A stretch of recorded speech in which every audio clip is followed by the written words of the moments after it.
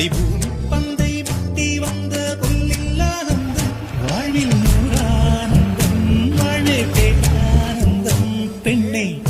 எழுதும் சுயஜரிதம் அதில் அன்பே ஆனந்தம் ஆனந்தம் பச்சை கிளிகள் தோழு